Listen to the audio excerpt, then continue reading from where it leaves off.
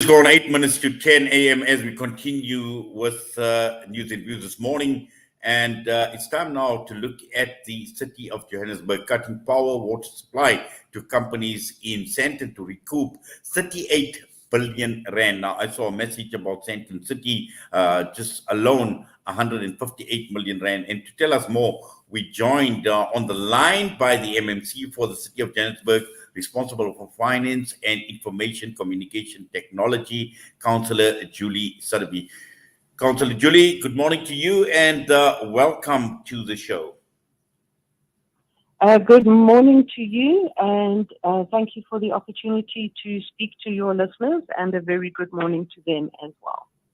Right, we're seeing the City of Johannesburg cutting power off from non-paying businesses. Now, Sandton, obviously one would not have expected this. We're talking about 38 billion rand that is being owed to the city. Now, tell us, why has the city embarked on this campaign? I'm terribly sorry. I'm not hearing you very clearly. Can me tell you why? What is the question? The question is, the City of Johannesburg is cutting power off from non-paying businesses. Tell us why the city has embarked on this campaign. Okay, the campaign is called Buyo Mthetho, which means bring back the rule of law. We have a specialized team from JNPD, and they work with the revenue office of the City of Johannesburg. And the reason why that we need to collect the monies that is owed from us is because we have to pay for the water and the electricity that we buy from Rand Water and from Eskom.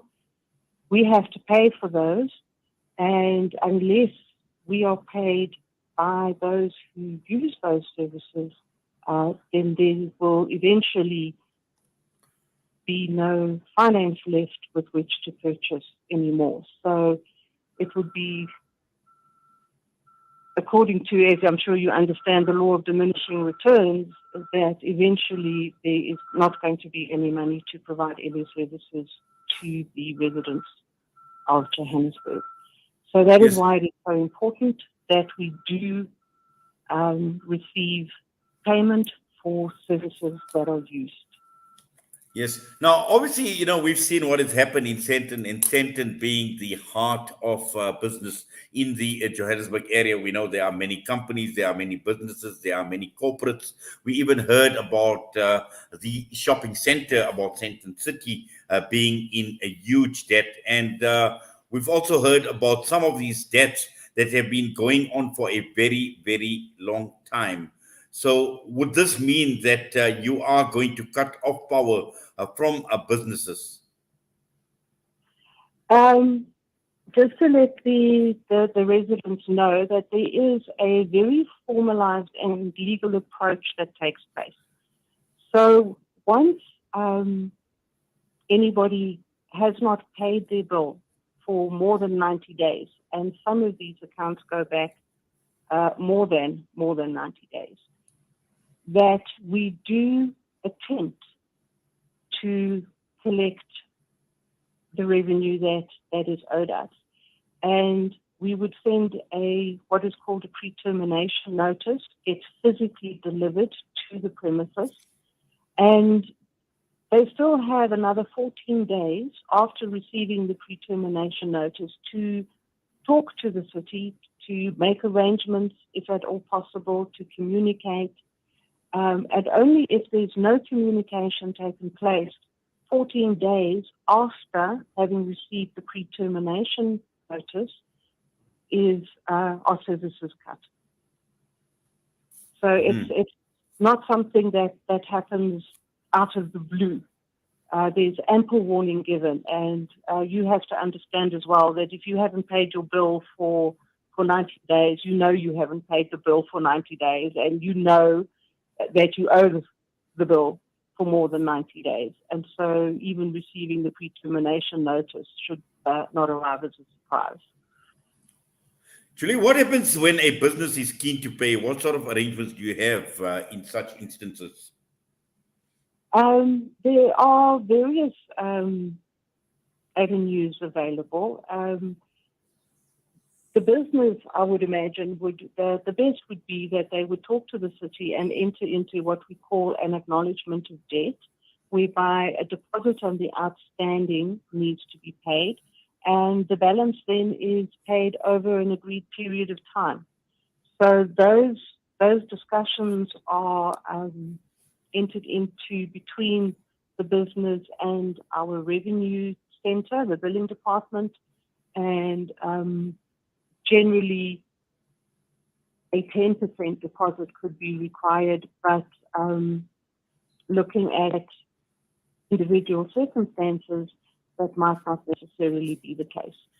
So there's no hard and fast rule, but as long as those who owe the city money contact the billing department and display an intent to pay their debt, then the city is very willing to attempt to meet them halfway and to enter into an arrangement, because every little bit of money that comes in allows the city to deliver further services to all our residents in the whole of the city.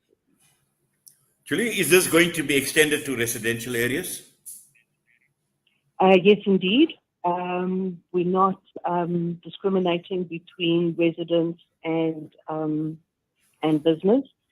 The difference between residents is that residents can apply for the expanded social package, and if they qualify, then they would get rebates on rates and taxes and water. And also with residents, the water is very rarely disconnected, and if it's a block of flats or high-dense accommodation, and if the water is cut, then the City of Johannesburg will provide a water tanker close by so that all the residents will have access to water. Yes, and I'm hoping on the 24th of February, I will be presenting to the council an extension of the debt rehabilitation program that phase 2 ended on the 31st of December 2021. We're hoping that a further extension from the 1st of March to the 30th of June will be accepted by council. So that would be another further opportunity for residents to talk to the city and come to repayment, a repayment plan and options to repay. Julie, just finally, one question in terms of the capacity of the city to deal with all these submissions or queries or arrangements to make payments. And I'm sure now that this drastic step has been taken, you are going to get a lot of submissions coming through. Does the city have the capacity to deal with all the submissions that will be coming through? Thank you for that question. That is a very important question, and I will be having a discussion with the head of the revenue department very soon to make sure that we do have the capacity to handle the queries that will be coming in, and to have a look at making sure that the processes, as I have detailed, are entered into with as little trauma and as few mistakes as possible, so that only those who have not communicated with the city for more than 90 days are those that receive the pre-termination notices. And I would obviously be able to answer that question more fully after I've had this discussion with the head of that department, which is taking place tomorrow. Well, Julie, thank you very much for that, for your time, for coming on and talking to us here on News and Views on Cllr Media this morning. All the best to you, and please take care. And thank you very much, and thank you to your listeners.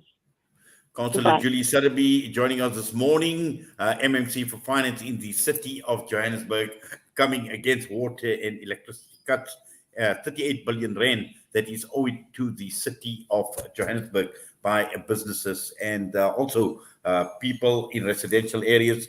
Obviously, this is, as Julie mentioned, no discrimination between residents and business owners, and they will apply the law equally in this regard. The time is just gone past 10 a.m. It's time for me to sign off once again.